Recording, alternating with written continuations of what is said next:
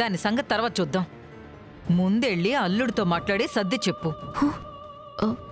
యువరాజ్ ఎంత కోపంగా ఉన్నాడో చూసావు కదమ్మా. ఇప్పుడు వెళ్తే ఇంకా ఫైర్ అవుతాడు.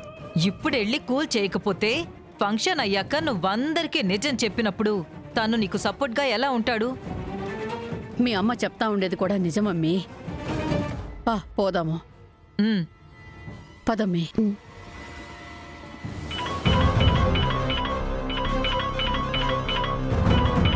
దాత్రి సాధు సార్. జై హింద్ సార్. జై Hind JD. Pradeep group of industries head Pradeep Patil గురించి తెలుసు కదా? హా సార్, ఇండియాలోని టాప్ బిజినెస్ మ్యాన్. సెంట్రల్లో ఎవరి పోస్ట్ ఏంటో డిసైడ్ చేయగలిగే పవర్ ఉన్నవాడు. అవును, ఈ రోజేదో బిజినెస్ డీల్ కోసం హైదరాబాద్ వస్తున్నాడంట.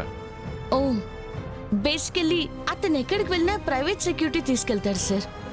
లోకల్ పోలీస్ హెల్ప్ కూడా అడగరు కదా. కానీ ఈసారి వాళ్ళ వైఫ్ సెంట్రల్ హోమ్ మినిస్టర్ గారితో మాట్లాడి పాటిల్కి తెలియకుండా సెక్యూరిటీ ఇవ్వమని స్పెషల్ రిక్వెస్ట్ చేసిందంట. ఎందుకు సార్? ఏమైనా రీజన్ ఉందా? నథింగ్, జస్ట్ సేఫ్ సైడ్ కోసం అని చెప్పారంట. సో ఇంకో 1 అవర్లో అతను ఎయిర్పోర్ట్లో ల్యాండ్ అవుతారు. ఎయిర్పోర్ట్ నుంచి ఆయన గెస్ట్ హౌస్ వరకు అతనికి తెలియకుండా ఫాలో అయ్యి సేఫ్గా రీచ్ అయ్యేలా చూసుకోవాలి.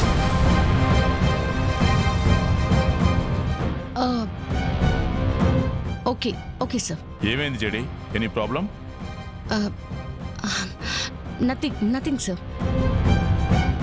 నేను కేడి ఇప్పుడే స్టార్ట్ అవుతున్నా. పాటిల్ గారు గెస్ట్ హౌస్ కి రీచ్ అయ్యాక కాల్ చేస్తాం sir. Okay okay, flight details, vehicle details నీకు పంపిస్తాను. Okay sir. ఏంటే ఇప్పుడు ఎక్కడికో వస్తున్నావని చెప్తున్నారు? పిన్ని, అర్జెంట్ కేసు వచ్చినట్టుంది పిన్ని, మేం వెళ్ళాలి. మీరింట్లో మేనేజ్ చేస్తారా? అమ్మో, నేనా? నా మాట ఎవరింటారు ఇంట్లో? నాన్నకి చెప్పండి పిన్ని, అంతా ఆయనే చూసుకుంటారు. సరే, నేను అన్నయ్యకి ఏదో ఒకటి చెప్తాలే. మీరు వెళ్ళి త్వరగా వచ్చేయండి. సరే అత్తయ్య, పద కేదార్. పద.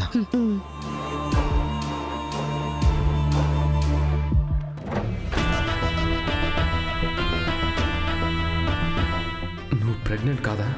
కాదు.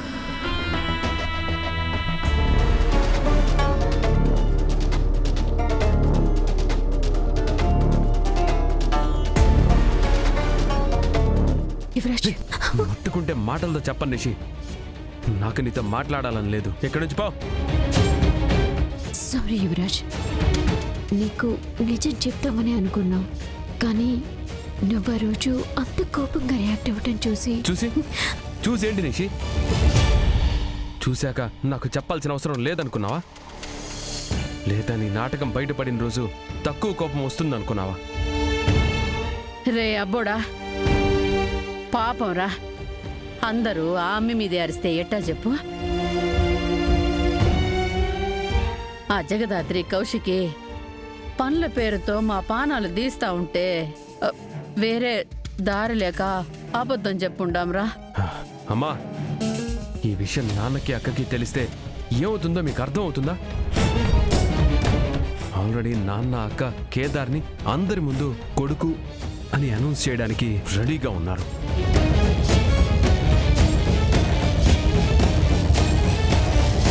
ఇప్పుడు ఈ విషయం వాళ్ళకి తెలిస్తే కొడుకు అనౌన్స్ చేయడమే కాదు, మన మీద కోపంతో ఆస్తి మొత్తం వాడి పేరు మీద రాస్తారు. ఏంటి, అన్నయ్య గారు కేదార్ని కొడుగ్గా ఒప్పుకుంటున్నారా? అవునమ్మా, ఇవాళ ఈ ఫంక్షన్ పెట్టింది కూడా అందుకే. మీరసలు ఏం మాట్లాడుతున్నారో మీకు అర్థం అవుతుందా? అన్నయ్య గారు ఆ పని చేస్తే ఆ జగదాత్రి ఈ ఇంటికి కోడలవుతుంది.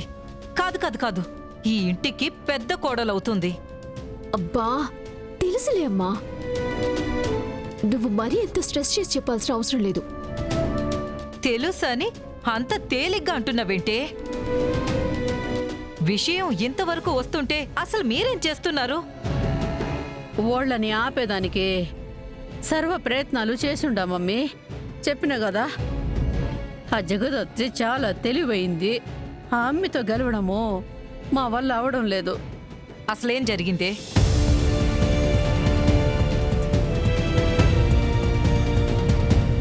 నీ పేరు కేదారా?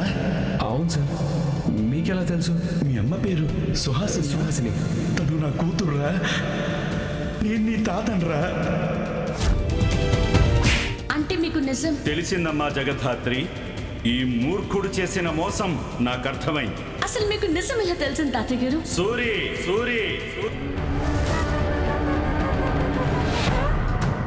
సాక్ష్యాలు ఉంటే చూపించండి.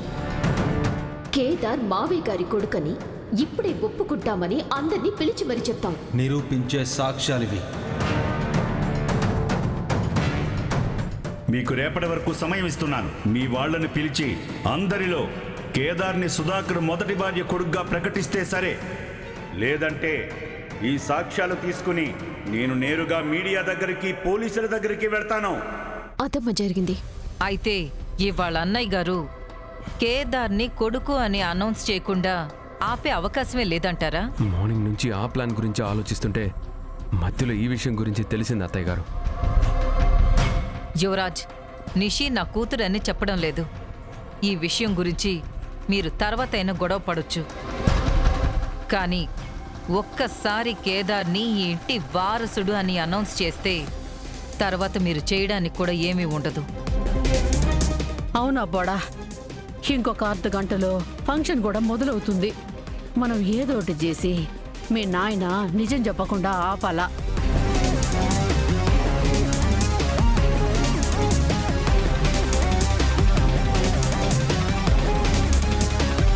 ఐడియా.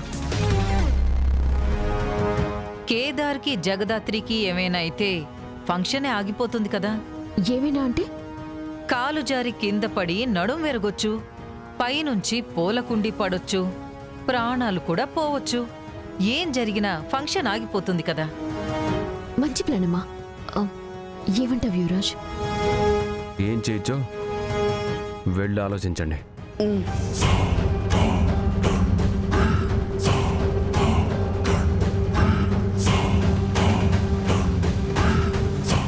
వాడు పోలీస్.